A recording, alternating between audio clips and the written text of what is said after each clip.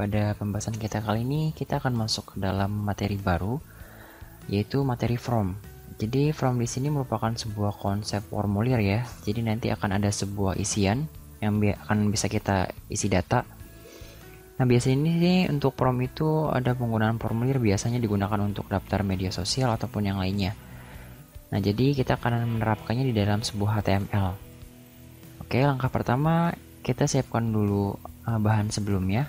Di pertemuan sebelumnya kita buka materi pertemuan 4, kita gunakan notepad ya. Kita lanjutkan di paling bawah aja ya.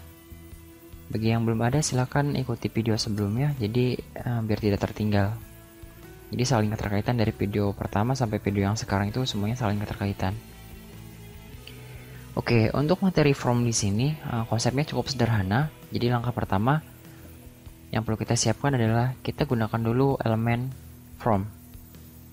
Iya, jangan lupa di bawahnya juga harus ada slash from. Jadi ini sebagai awalan, seperti konsep tabel yang lainnya ya. Jadi harus ada bagian pembuka dan bagian akhir penutup, yaitu slash from. Jadi di dalam from memiliki banyak sekali atribut dan tentunya ada elemen juga sebagai pelengkapnya. Yang pertama ada masukan atau input. Jadi ini merupakan tipe awal yang sering sekali digunakan di dalam HTML. Yang pertama itu ada elemen input, kemudian ada elemen submit, dan ada elemen reset. Jadi itu fungsinya sedikit berbeda.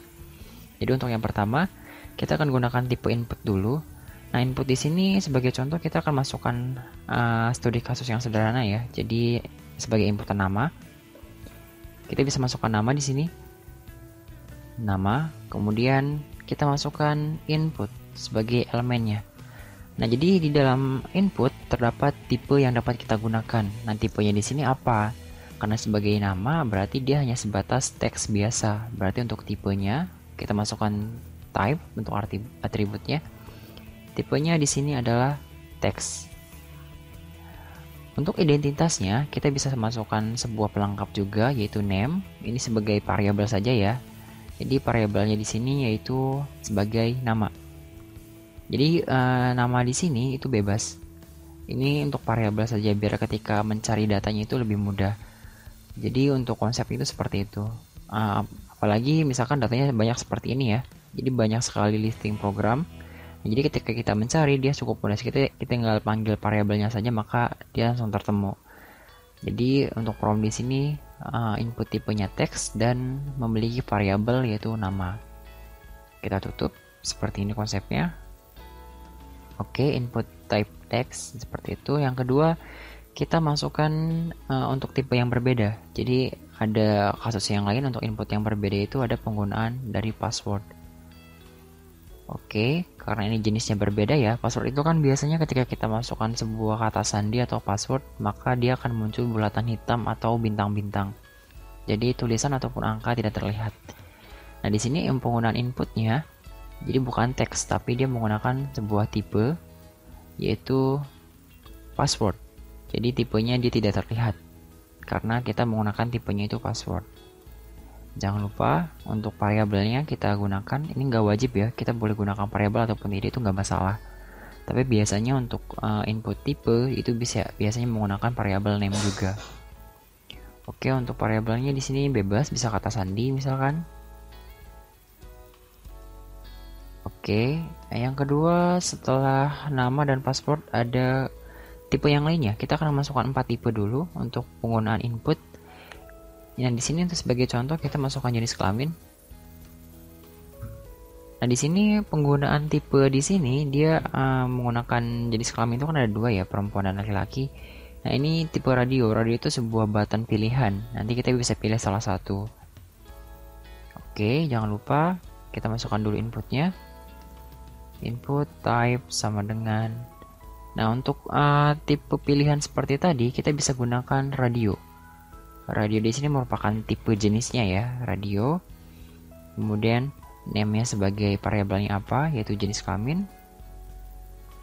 Nah, yang berbeda ketika kita gunakan tipe radio, di sini harus terdapat sebuah nilai atau value. Jadi value-nya itu apa di dalamnya?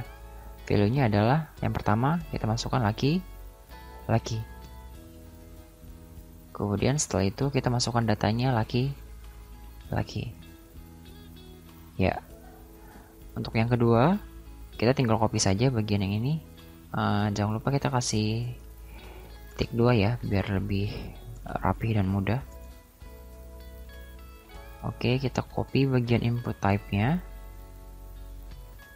Kemudian simpan di bawah. Dan jenis kelamin untuk variabelnya tetap sama jenis kelamin. Untuk value-nya kita ganti di sini perempuan. Perempuan. Dan isiannya itu berarti di sini harus perempuan juga. Oke, untuk selanjutnya, jadi ini merupakan tipe yang berbeda-beda ya untuk penggunaannya. Jadi tergantung kebutuhan kita mau pakai yang mana. Ada penggunaan nama berarti sebagai teks biasa, ada penggunaan password sebagai kata sandi dan yang lainnya. Oke, untuk yang kedua ini sebatas pilihan juga. Jadi ada dua tipe juga. Yang pertama tipe radio, yang kedua ada tipe checkbox. Jadi checkbox di sini berarti kotak yang bisa kita pilih atau kita checklist. Seperti itu. Misalkan untuk text boxnya kita bisa gunakan hobi mungkin ya. Kita gunakan hobi. Oke, kita gunakan 2 saja cukup mungkin.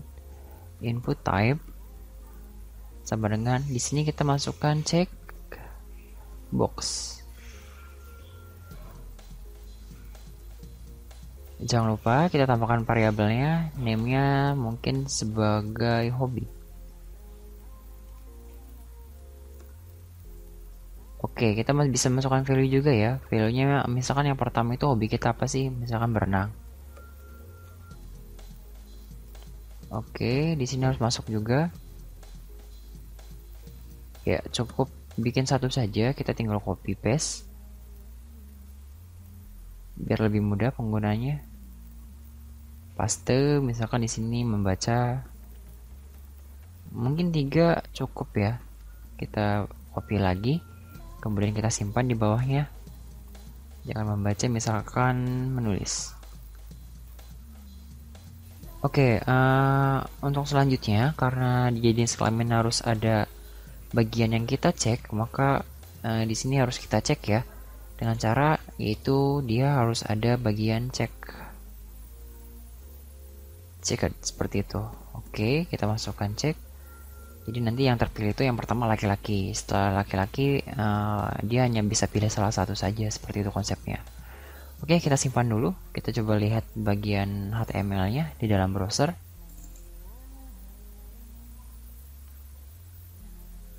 Oke, di bagian paling bawah sudah terbuat ya. Kita zoom dulu biar sedikit lebih terlihat. Nah, jadi di sini penggunaan formnya sudah terlihat dari penggunaan nama, password, jenis kelamin, dan lain-lain. Ini yang membedakannya, kenapa semuanya dia ke sebelah kanan, ke samping semua, karena kita lupa menggunakan konsep dari penggunaan paragraf. Jadi di dalam paragraf itu ada break.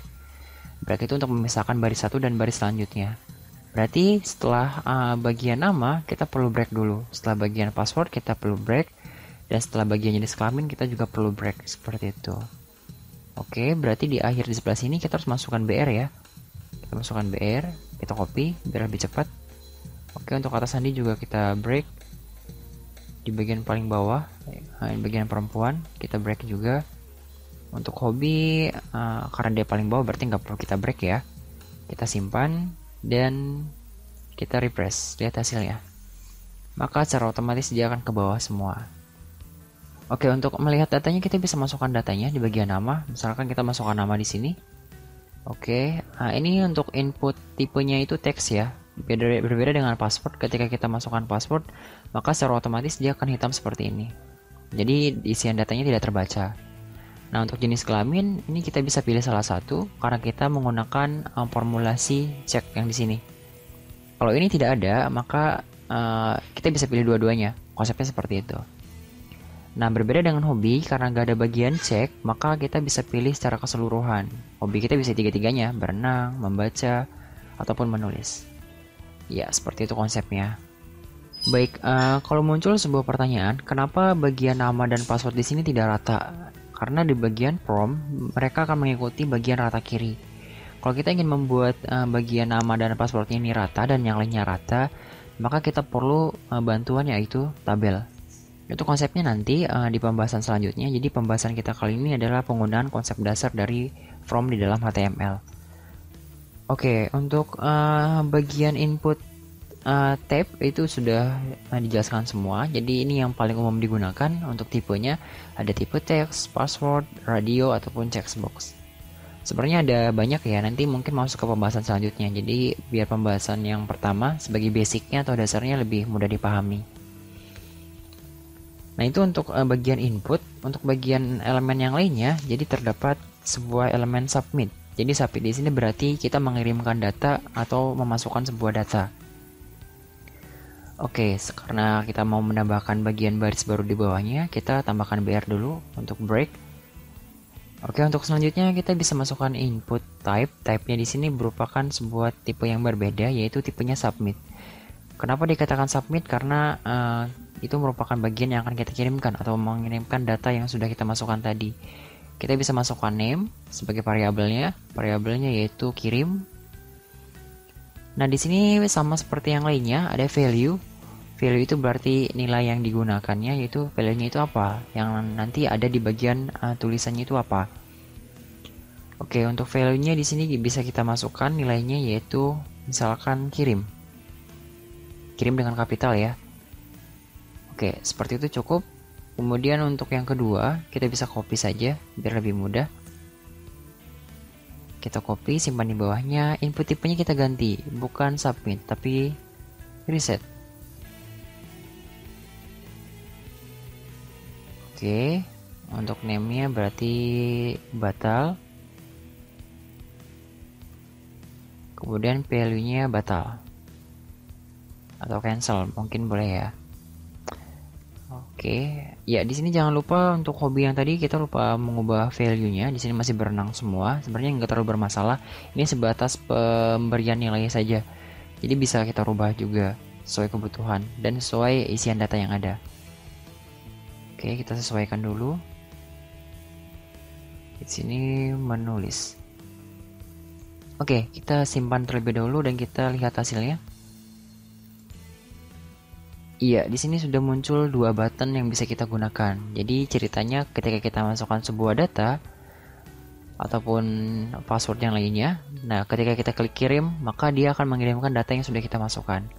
Nah, ini untuk bagian aksi kirim nanti akan masuk ke pembahasan yang selanjutnya.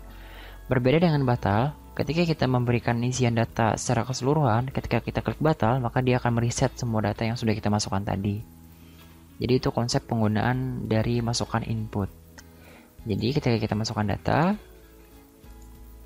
contoh ya, kemudian setelah selesai, ternyata kita akan memberikan aksi sebuah batal. Ketika kita klik batal, maka dia akan mereset dan mendefaultkan semua, jadi kosong semua tampilan seperti itu. Oke, kalau misalkan kirim dan batalnya pengen ke bawah, kita tinggal tambahkan break saja ya, itu cukup mudah konsepnya. Ya, seperti itu mungkin untuk pembahasan kita kali ini. Jadi ini merupakan bagian teknik awal dari penggunaan from. Jadi mungkin bisa dipahami dari penggunaan tipe-tipenya saja. Ini bisa bicara soal kebutuhan saja ya. Ini yang paling biasa digunakan. Nah, untuk pembahasan selanjutnya kita akan coba membuat from dengan fungsi dari tabel itu sendiri. Jadi nanti from-nya sedikit lebih rapi. Seperti itu. Oke, kurang lebih seperti itu untuk pembahasan kita kali ini. Terima kasih semuanya.